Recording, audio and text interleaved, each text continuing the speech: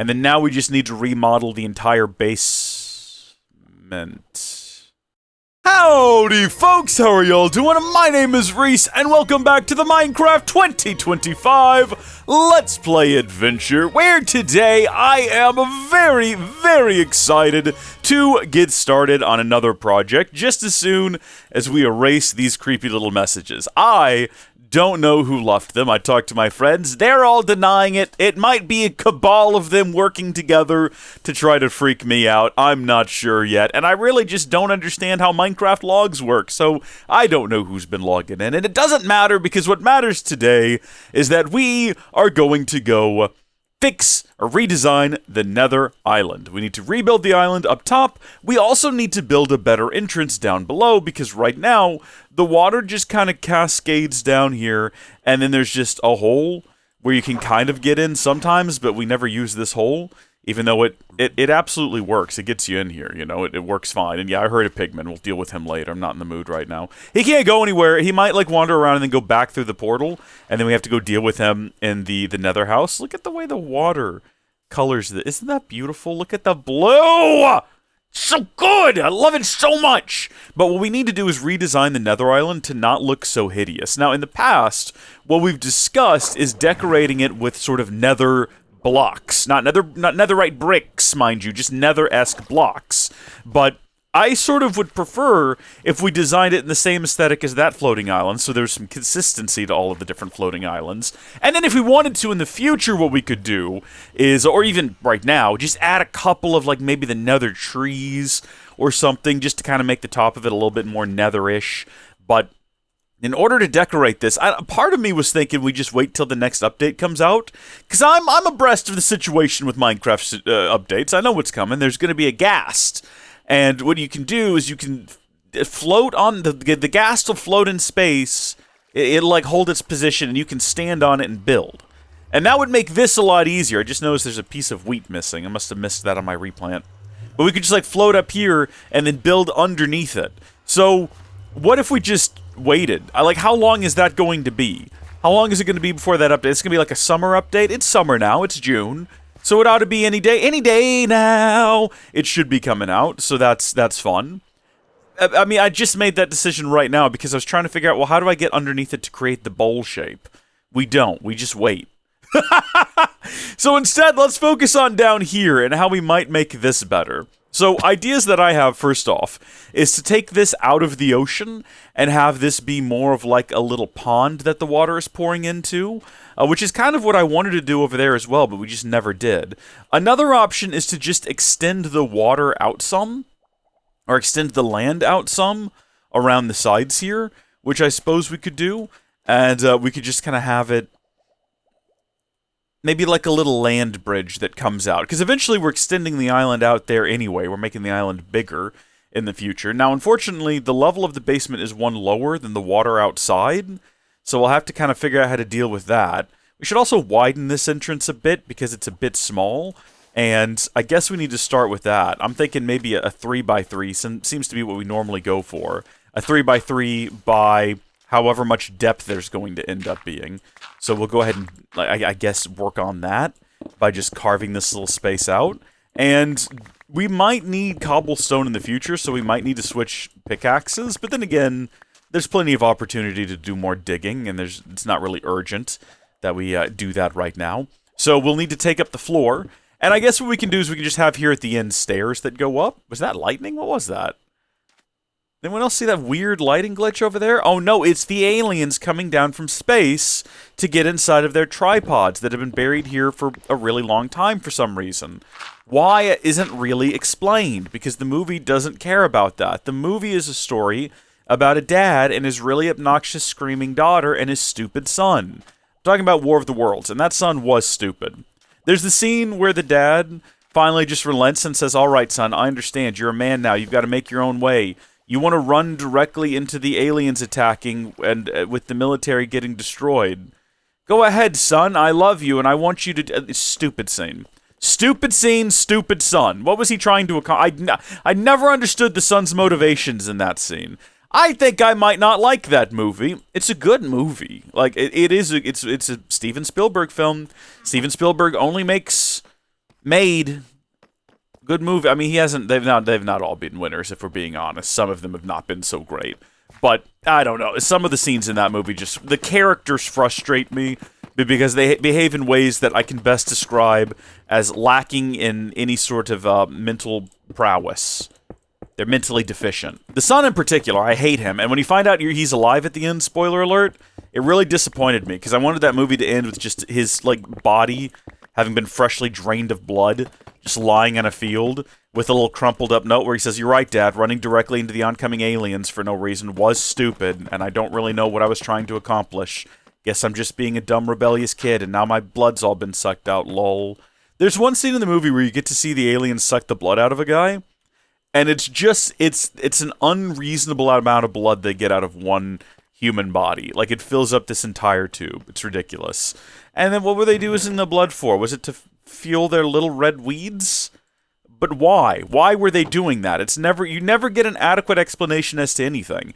I like that movie a lot better after reading a fan theory online, because it's clear they need humans in order to make their red plant grow. So either they just didn't realize that they needed to drain humans' blood early on, or, and here's the fan theory, right? And this is really good. They did not expect people to have different types of blood, right? So this theory postulates that not only were the big alien harvesting ships dropped off here a long time ago, so too were humans. And humans do not actually originate on this planet, but are rather a part of this species' sort of a terraforming process. So they drop off humans, and then they wait a while, hundreds, thousands, millions of years, however long, and they come back once humanity have sort of spread, sort of like like an animal species that they've just kind of dropped off to populate this planet. And they come back and they harvest the humans to grow their red weed and terraform the planet. Now, what ends up happening is they come back, and the second those tripods stand up, they do a little scan and they realize, wait a minute, these humans all have different blood types. And so they give we're talking about War of the Worlds from 2005. I don't know if I've made that clear. And so they give the call, like, okay, anyone who's not O-type or B-type or A-negative, whatever the blood type is. I don't even know all the blood types, but whatever the blood type we're looking for, if they're not that blood type, wipe them out. And they do. Hold on, I need to check something really quick right up here. I want to make sure I'm making this consistent with another passageway. Right. We're going to do it like this one here. I don't know about having the deep slate tiles up top. I think we're just doing that because there's a walkway up there that we wanted to match. No, there's not. Okay. I've got to redo the whole roof now, and I'm going the wrong direction for it, except we need to come up here and get stairs. So that is why the aliens then proceed to start blasting away a whole bunch of humans, because they're like, well, this is not the right blood type. The plan has not gone to plan. And they've got to sort of like just purge the population a little bit. That's sort of the best way that I see it working out. So those are my thoughts on the matter, and I hope you agree, and if you don't, that's also okay, because to be quite honest, I'm not pressed on it one way or the other. Now imagine if you had the movie The War of the Worlds, and that was, like, canon, and they explained it. Like, imagine they went through the effort of explaining what was going on, but they don't. No one explains anything in that film. And the son's an idiot, and the daughter's obnoxious. But at the end of it, God saves the day, just like in real life. So that was fun. Because at the end of the day, God putting germs on the planet saved the planet. With the only issue being, why didn't the aliens know about germs? I've seen people postulate that they're not that clever. Maybe they're not actually that intelligent. Well, they plant that. Also, like, that's another problem, right? Is the idea that if aliens seeded life on this planet, you know, if they put the humans here, did God put germs here because he liked the humans? Like, it's very confusing. We need lanterns, I guess, to light this place up. Or what have we been doing with lighting? What are we doing over here?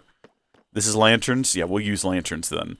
I don't know. I know that Steven Spielberg he's ethnically Jewish, but is he religiously Jewish? We do a lot of God content with Steven Spielberg. You know, we do have the Indiana Jones movies. Not always is he finding artifacts from sort of Judeo-Christianity, the Bible, Torah content, but oftentimes, you know, he's finding the Ark of the Covenant. He's finding the cup that allegedly held, what's it called? The golden chalice. What is it called? The Holy Grail, which is not a real thing in Christianity. I'm sorry to disappoint you. Also, the Holy Spirit no longer resides in the Ark of the Covenant. This is a disappointment for a lot of you, I know, but if you actually found the whole Ark of the Covenant today, you could touch that thing all over. You could rip the lid off of it. You could run your fingers through the dust inside that used to be the Ten Commandments. The Holy Spirit no longer resides within it, which is why it probably no longer exists. It was probably taken at some point and melted down into Roman coins. It's a disappointing reality, but there you go. All right, that's probably enough lanterns, I think.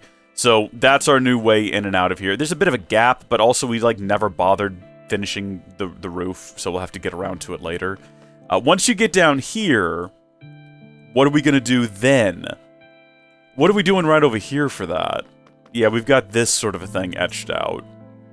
Right. Should we do that here as well? It kind of bothers me that we never bothered to put stairs here, now that I'm looking at it. We don't have enough stairs. We do. But also, that's going to now, you know what? We could just replace these inner blocks with stairs. There we go. I do like the Indiana Jones movies. Don't get me wrong. Yeah, come on in, boat. Something like that? Then we do this on the ends. Excuse me. I need you to cooperate. There we go. That looks good. Don't necessarily watch Indiana Jones for biblical accuracy, and nor should you. Also, that's just a fan theory for War of the Worlds, so it doesn't really need to have all the answers sort of worked out. There we go. So we've got ourselves this new entrance here that you can get in and out of. It's a little messy looking from the outside. I think we can kind of tidy that up a little bit, though. Do we have slabs for this? Because I'm thinking we top it off with slabs and it'll look real swell. I like that this side is like a sort of hidden entrance that we've gone through the effort of doctoring up. Like, oh, no one will ever know that it's a secret entrance. And then meanwhile, right on the other side, you know, just right around the corner, there's this jutting out. Not really secret at all. But should we bother with secrecy at this point? I mean, it's very obvious that there's a house up there. We could do this up like a little cave as well. I mean, you know what? It doesn't matter, because eventually the island is going to extend out here anyway. And then what? Is this just going to be like a lake? Is this going to be like a deep grotto sort of a situation? Are we going to build all this up and have that? I mean, was this just a waste of my time? I guess that could be said about a lot of projects that have now been sort of re-altered, right? Because we've done things in this series already where we've built it a certain way and then kind of changed our mind later on. I'm having so much trouble. Why am I swimming like this? Doing these weird little hops. Maybe that's just... Oh, maybe it's because of all the different effects I've got applied. Not swimming normally.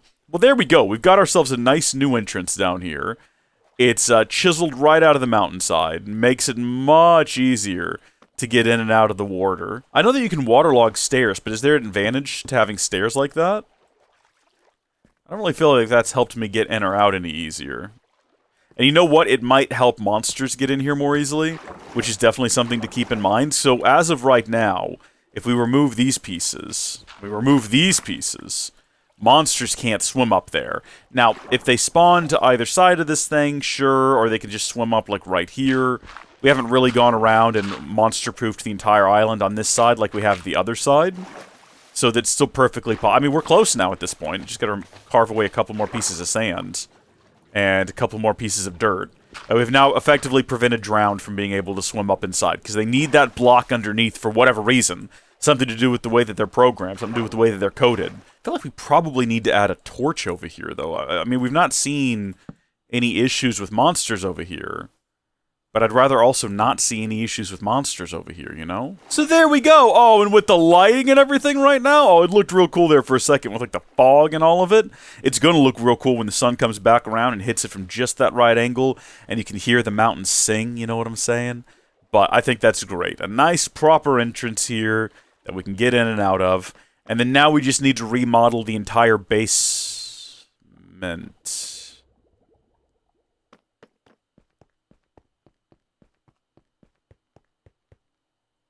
A gift for you.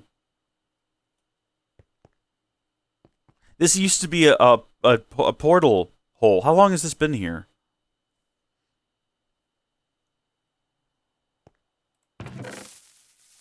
Wait, what? Oh my gosh. Oh! Oh!